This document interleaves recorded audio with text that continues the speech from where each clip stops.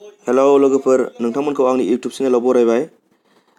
दायो आं बुंनो सानदों गुगोल मेपनि माखासे गोनांथार खामानिफोर। जाय गुगोल मेपआव जाहैबाय जोङो बोरै नायनांगौ बेखौ आं खोन्थागोन। गोबां मानसियानो रोंखायो, जोंनि बर' मानसिया, नाथाय माखासेया रोङा। गुगोल मेपआव जेनेबा नैबे गुगोल मेपखौ अपेन खालामदो। बिनि उनाव जोंहा माखासे गोमानाय जायगा, नोंथांनि जायगाया मेपआव बा गुगोल मेपआव गैया जानो हागौ। गोबां जोंनि बर' जायगाफ्रा, बर' गामिफोराव एलपि स्कुल थायो, माबा माबि बाजार थायो, दखान थायो, मोजां मोजां सेन्टार जायगा थायो, नाथाय जोंनिया गुगोल मेपआव मोनसेबो गैया। अब्ला नोंथाङा गुगोल मेपआव माबोरै नोंथांनि जायगाखौ लकेसनखौ आपल'ड खालामना होगोन गुगोलाव, बेखौ आं खोन्थानि। नोंथांमोन नायलांबाय था। नोंथाङा जेनेबा बे गुगोलखौ अपेन खालामनाय लोगो लोगो बेबायदि नुगोन। लेफ्ट साइडआव 3 सिन होनाय दङ नै, बे 3 सिनाव थुदो। बिनि उनाव नोंथाङा नोंनि गुगोलखौ साइन इन खालामना ला मेपआव। बिनि उनाव लास्टआव बोख्लायदो नै लेफ्ट साइडजों, बोख्लायै नों लास्टआव नुगोन नै एड ए मिसिं प्लेस। नोंनि गोमानाय जायगाखौ बा नोंनि गैयि जायगाखौ एड खालामनो थिननाय दं बेवहाय लास्टआव नै ओरै। जेनेबा आं खोन्थाफिननि खनसे, बाव थांदो, लेफ्ट साइडआव नैबे 3आव थुनानै नोंनि माबाया गुगोल मेपआव नोंनि जिमेल आइडि बा इमेल आइडिया लगइन जाखानानै थानांगोन। बिनि उनाव लास्टआव बोख्लायनायनि उनाव मा थागोन, नैबे एड ए मिसिं प्लेस, बेखौ नोंथाङा बाव थुदो। सरि, आंना डाटाया अफ जादों र'। थांनानै एड ए मिसिं प्लेसआव थुबाय। बिनि उनाव नै फैबाय, बेयाव मा फैगोन, नै प्लेस नेम।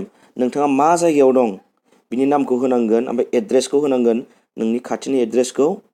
बिनि उनाव केटागरि दङ नै, केटागरिया अनेक दखान ना शप ना एटिएम ना मा, बेखौनो होनांगोन, ना न' ना रेस्टुरेन्ट, स्कुल, केफ, बायदि बायदि दङ आरोना नोंथां। शपिं सेन्टार, बार, ओमफ्राय सुपार मार्केट बिदि दङ। नोंथाङा बे केटागरिखौ बासिना लानांगोन। बिनि उनाव नैबेवहाय एड फैगोन।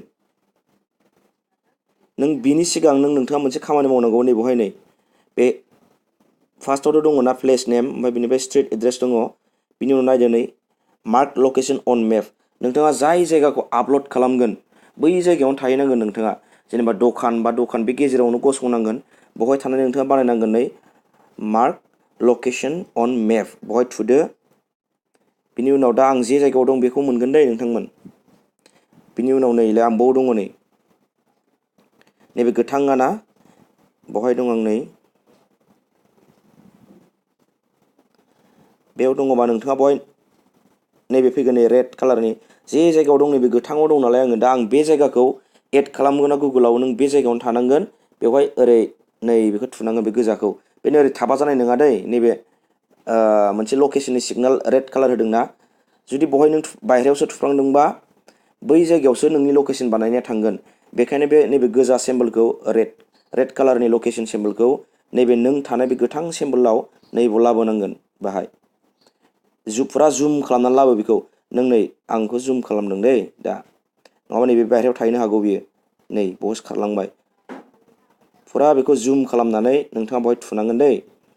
बेखौ जुम खालामदो, खाथियाव बोबोथारनानै नै ओरै थुनांगोन। अब्ला बे नोंथाङा जेराव थादों बे जायगायाव थाहैबाय।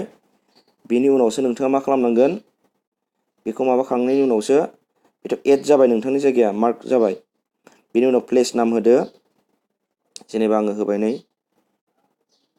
बिदि होबाय प्लेसनि नामखौ, एगजामपोल दै।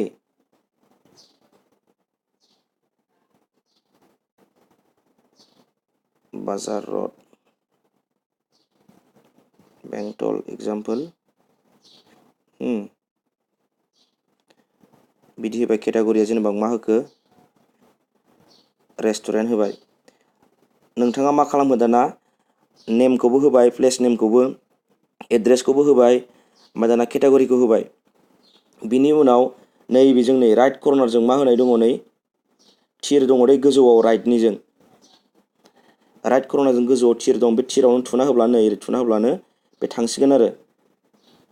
नोंथां आङो बेखौ खालामला, दा बे डाइरेक्ट लकेसना थांगोन आङो बेखौ होयोबा। बेखायनो आङो बानायथ'ला, नोंथांमोननो खोन्थाबाय। बेखौनो ओरैजाय राइट कर्नारनि गोजौ थिर होनाय दं, बे थिराव होब्लानो नोंथांनि लकेसना जागोन। लोगो जानाय नङा नोंथां, सानसे बा साननै बा 24 आवार्स नांनो हागौ। बिनि उनाव नोंनाव मोनसे मेसेज फैगोन, नोंनि लकेसनाबो एड जाबाय होननानै।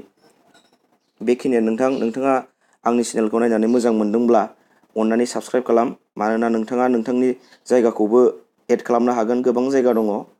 आङो इयुनाव नोंथांनि लामा बा रडनि नामखौ बे लामाखौ बोरै आपल'ड खालामनांगौ बेखौ आं उनाव खोन्थागोन। दिनैनि भिडिअ'आ एसेनोसै। गोजोन्थों नोंथां।